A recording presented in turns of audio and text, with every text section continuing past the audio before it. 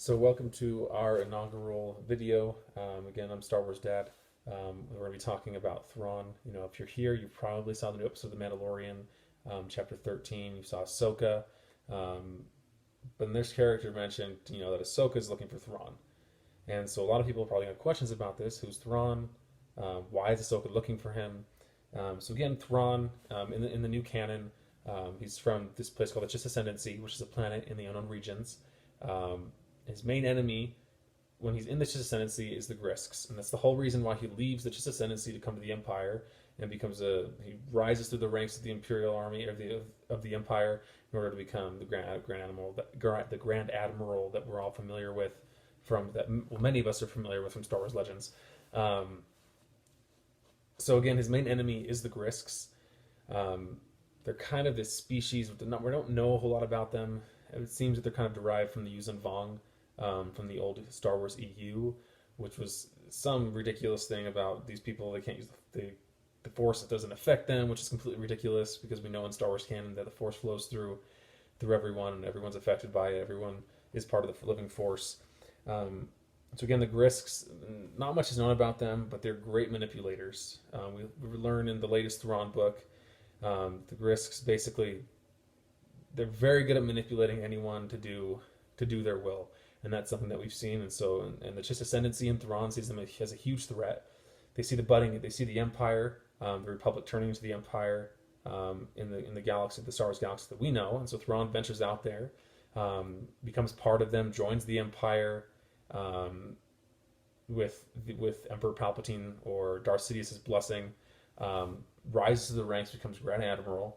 And this is all to assess, whether or not this group or this Imperial Armada, this Empire that the Chiss are aware of, are going to be able to be a good ally in combating the Grisks. And so that's basically Thrawn's in the back of his mind throughout the three Thrawn books that take place in the Core and the Outer Rim that were the ones that came out several years ago.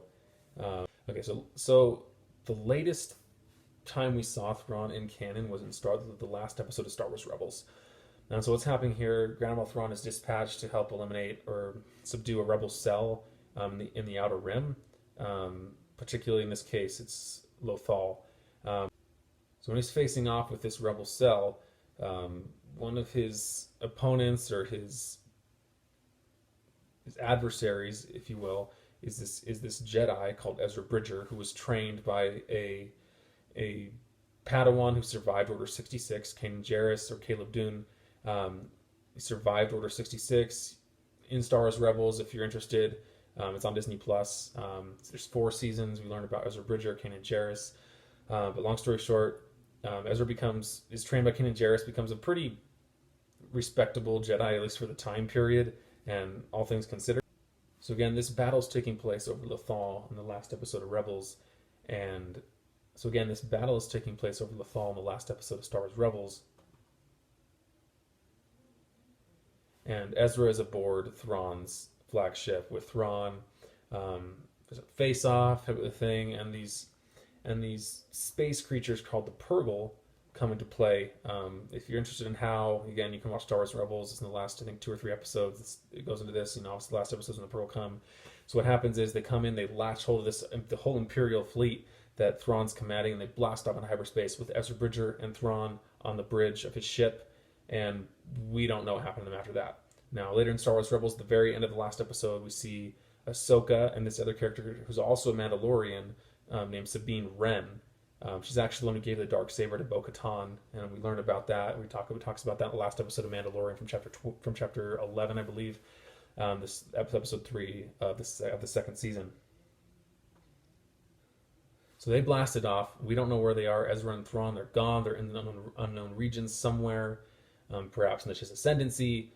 Who knows? We don't know at this point. And so the rumors so we expect that Ezra and Thrawn are together. Again, Thrawn is a brilliant tactician, great military mind, extremely rational thinker.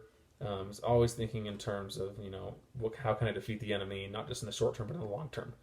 And you see that in play throughout Rebels, that in play throughout the new Timothy Zahn books, the 4 canon books that have come out over the last few years.